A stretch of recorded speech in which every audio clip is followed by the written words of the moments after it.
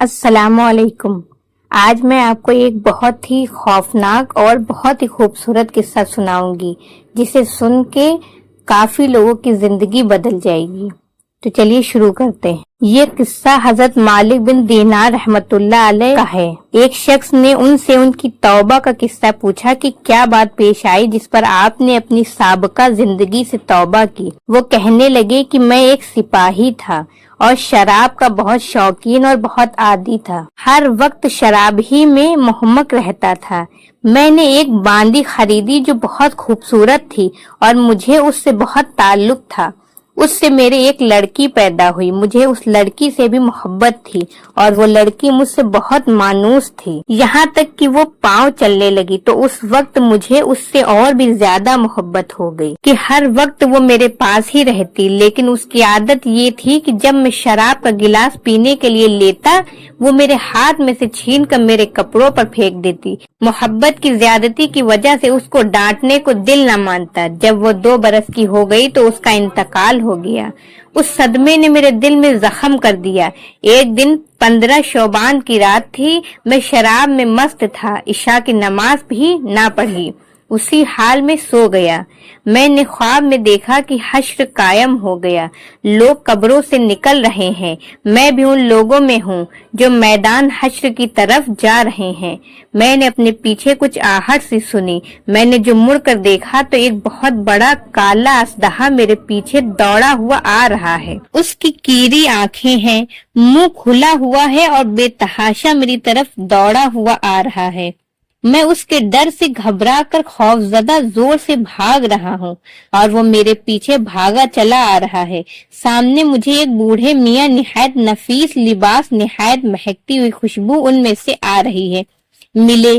میں نے ان کو سلام کیا، انہوں نے جواب دیا۔ میں نے ان سے کہا خدا کے واسطے میری مدد کیجیے۔ وہ کہنے لگے میں ضعیف آدمی ہوں، یہ بہت قوی ہے، یہ میرے قابو کا نہیں ہے، لیکن تو بھاگا چلا جا، شاید آگے کوئی چیز ایسی مل جائے جو اس سے نجات کا سبب بن جائے۔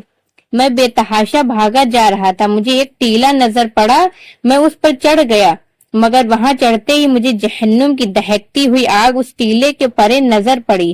اس کی دہشتناک صورت اور اس کے منظر نظر آئے۔ ان سب حالات کے دیکھنے کے باوجود اس سانپ کی اتنی دہشت مجھ پر سوار تھی اور ایسی طرح بھاگا جا رہا تھا کہ میں قریب ہی تھا کہ جہنم کے گڑھے میں جا پڑوں۔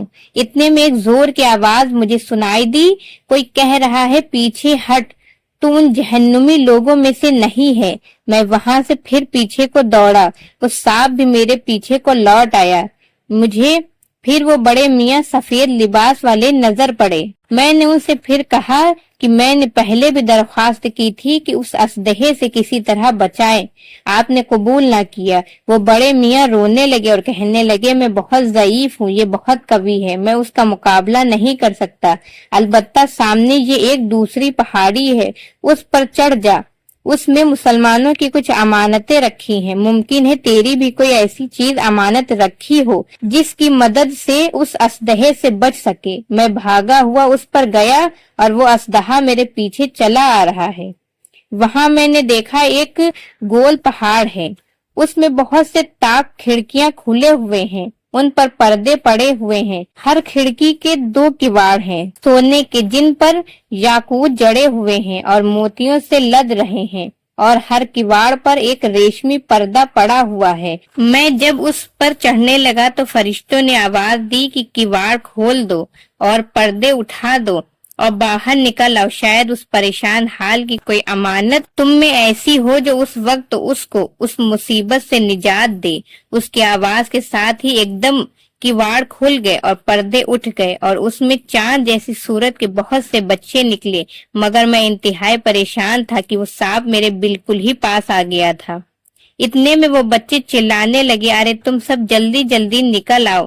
وہ سانپ تو اس کے پاس ہی آ گیا، اس پر فوجوں کی فوجیں بچوں کی نکل آئیں، ان میں دفتن میری نگاہ اپنی اس 2 سالہ بچی پر پڑی جو مر گئی تھی۔ وہ مجھے دیکھتے ہی رونے لگی اور کہنے لگی خدا کی قسم یہ تو میرے ابا ہیں، اور یہ کہتے ہی تیر کی طرح کود کر ایک نور کے پلڑے پر चढ़ गई और अपने बाएं हाथ को मेरे दाहिने की तरफ बढ़ाया। मैं जल्दी से उससे लिपट गया और उसने अपने दाहिने हाथ को उस सांप की तरफ बढ़ाया। वो फौरन पीछे को भागने लगा।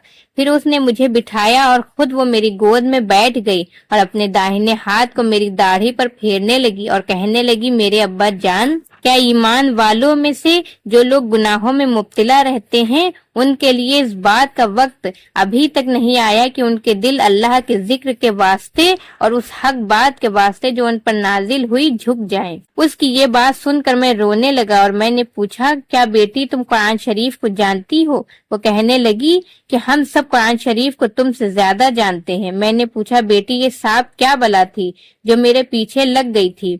उसने कहा, यह आपके बुरे अमाल थे।